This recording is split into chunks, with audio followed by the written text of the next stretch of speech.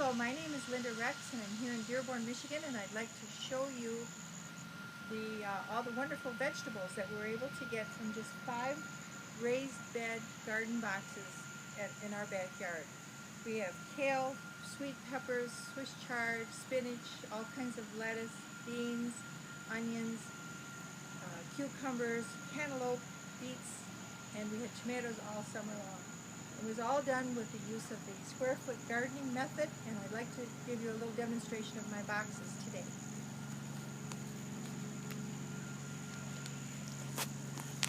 This is the first box that we started with. It has onions and kale, cucumbers, sweet peas, peppers, and some flowers that were put in the spring when everything wasn't quite so full, just to make it pretty. We went from 1 box to 5 boxes because once you start doing this, you really can't stop. I got all this information from the Mel Bartholomew All New Square Foot Gardening book and followed it to the letter using the Mel's Mix. You're not really using any soil in these boxes, so there's no weeding. We had a beautiful summer full of vegetables all summer with no weeds. The mix in the book teaches you to use many different kinds of compost, vermiculite, and peat moss, which give the nutrients and keep the soil soft for the roots to get through.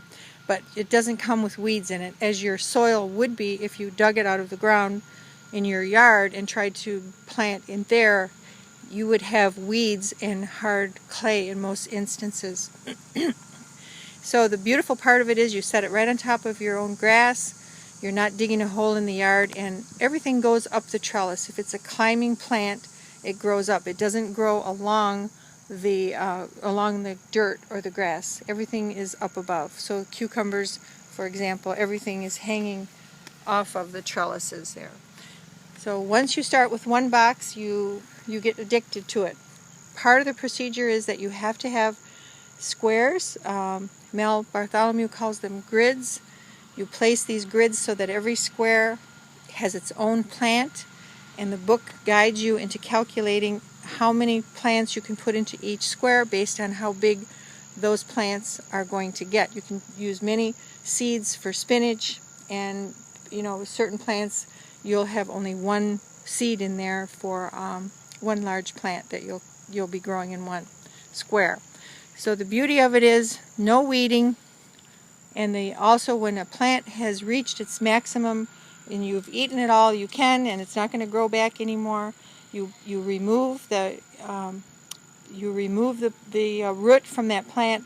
You put in a sprinkle of your compost, in my case homemade compost, which is something that you'll start to want to do once you start doing these boxes. You're going to want to make your own compost out of vegetable scraps and organic grass clippings and leaves and so forth.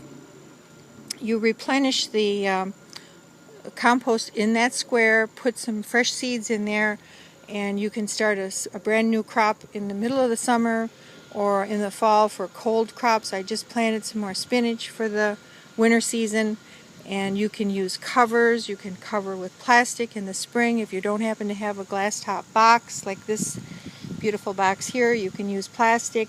If you need shade, you can put some cheesecloth over the top. One of the most important things is to place the boxes very close to where you'll be able to enjoy them, to harvest them, easy to reach in and out for harvesting. Anybody can grow in a square foot garden box.